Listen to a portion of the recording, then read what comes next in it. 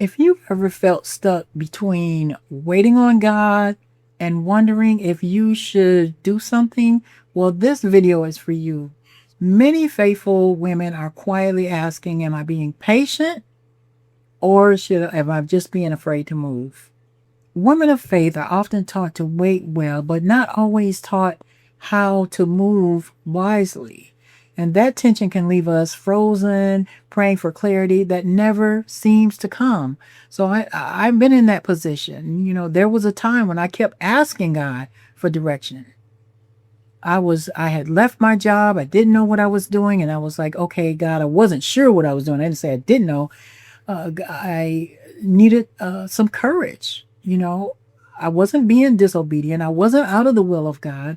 I was just uncertain. And being uncertain can feel just like, you're just lost in space. And the scripture really helped me see that faith is often involved in movement before clarity. Sometimes you just have to, just step up and get out and go. So we're going to look at Nehemiah chapter 2, verses 4 and 5. And it reads, And then the king said unto me, For what doth thou make request? So I prayed to God, to the God of heaven. And I said to the king, If it please the king, and if thy servant has found favor in thy sight, that thou wouldst send me unto Judah, unto the city of my father's sepulchre, that I may build it. See, Nehemiah, he prayed and then he acted. And that's one of the important things that we have to look at, is that faith doesn't eliminate action at all. And also in James chapter 2, starting at verse 14, it talks about our faith. So, faith doesn't eliminate actions. We have faith and we have actions at the same time. It says, And what doth it profit the brethren, that if a man saith he have faith and does not have works? Can faith save him? And in verse 18, it also says, Yea, a man may say, Thou hast faith, and I have works. Show me thy faith without works, and I will show you thee my faith by my works.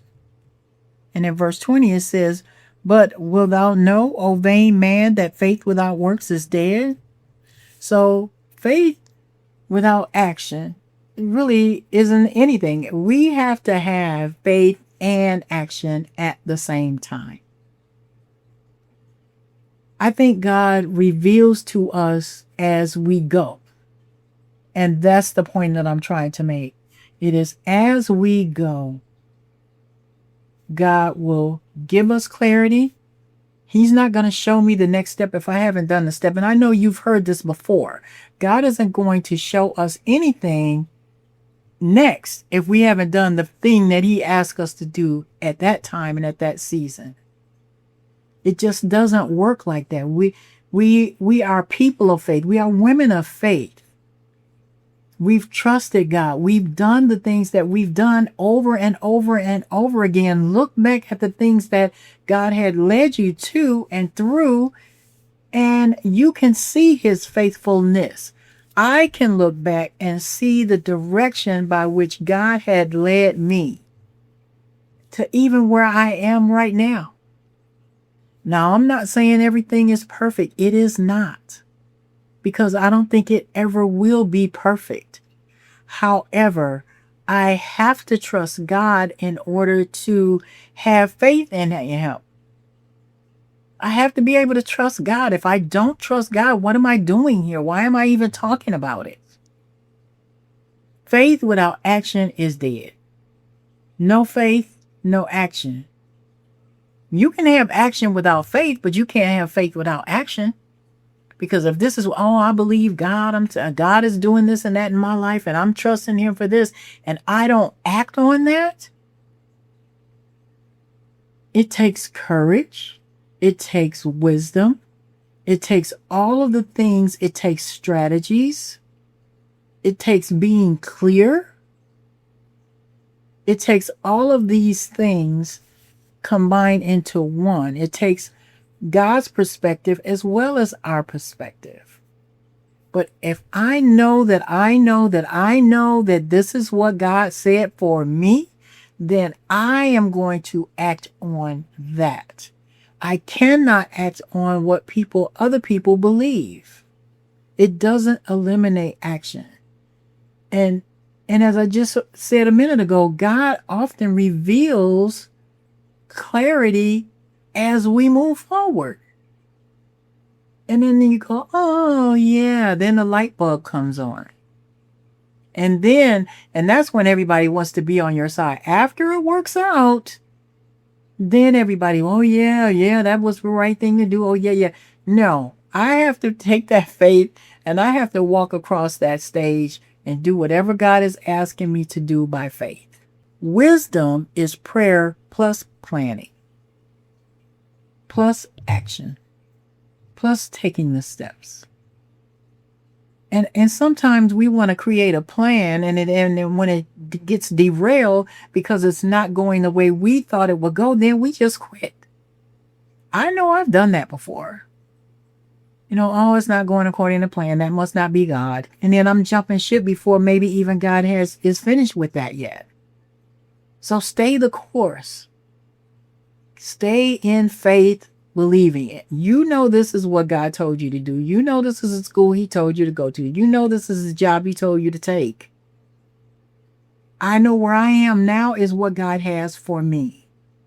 And I have to embrace that. I want you to embrace that. Faith and action, they go together. Faith, action, courage, all of these things go together.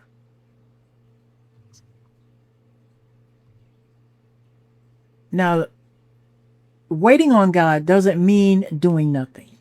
It means moving without striving. We can't be striving through this. We have to have peace. And what I mean by striving is having peace as you move forward. When you accept that position, when you accept the next step that God has for you, when you accept that, you need to have peace about it and not be, oh, I wonder is this going to work, or have that that grinding in your spirit that you just want to do it because you're desperate. You're not desperate. Sometimes we do feel desperate, but we're not desperate. So ask yourself this week, what step would I take if I already had the answer? And how would I take that step? Would I take it in boldness? Would I take it in fear and anxiety? Probably not. If I already had the answer, I would just be rushing towards that answer. Well, that's how we have to do with our faith. We just have to run that race. It's a journey. It's a season.